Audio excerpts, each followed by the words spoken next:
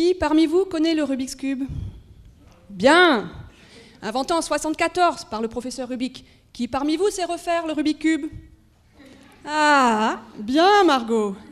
Eh bien, ça tombe bien, parce que cette présentation s'adresse à tous ceux qui ne savent pas résoudre le Rubik's Cube, sauf en décollant les autocollants.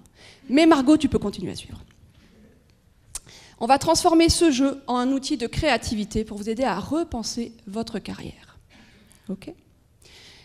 Le cube, c'est comme la créativité.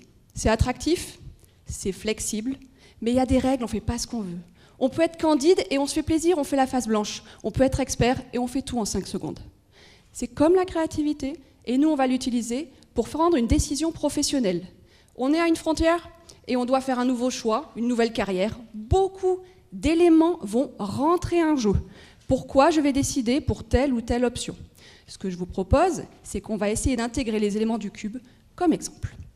Voici Isabelle. Isabelle a un doctorat en littérature. Isabelle est vendeuse en téléphonie mobile. Isabelle est aussi auto-entrepreneur. Elle est passionnée de théâtre.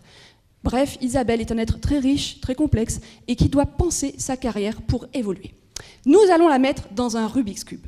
Donc on prend un cube, mais un peu plus gros, d'accord? Et on prend un stylo feutre permanent, et on a 6 faces sur le cube, donc on a 6 questions pour Isabelle. Prêt? Hop! Quelles sont vos expériences? En 1 étoile, ce que l'on sait bien faire, que l'on mobilise régulièrement.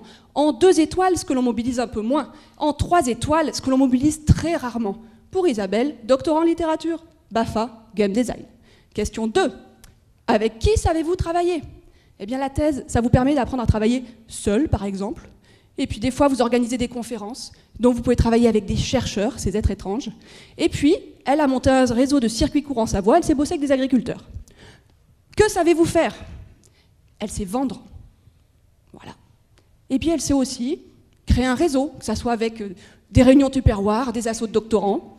Et elle sait faire jouer. C'est une grande joueuse de jeux de société. Où savez-vous travailler? Eh bien, on peut savoir travailler à la maison, depuis chez soi, parfois dans un Fab Lab, parfois en bibliothèque. C'est différents lieux dans lesquels je peux mener une activité professionnelle. Quel est le truc en plus qui va favoriser votre implication? Ce petit truc. Eh bien, elle aimerait bien valoriser le patrimoine.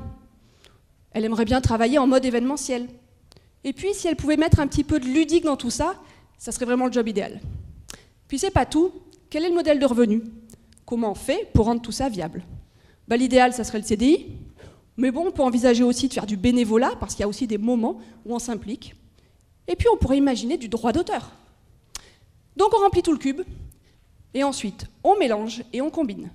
Et chaque idée est composée des 6 composantes. C'est toujours en fonction d'une expertise, avec quelqu'un, dans un lieu, avec un modèle de revenu, et on fait la combinatoire.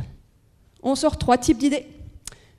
En additionnant les étoiles, on peut sortir des idées, par exemple d'évolution, de mutation ou de reconversion. Ok? K1, attention. Comment pourrait-elle mobiliser son expertise jeu pour communiquer auprès du grand public, en ville, en valorisant le patrimoine, et tout ça de façon bénévole?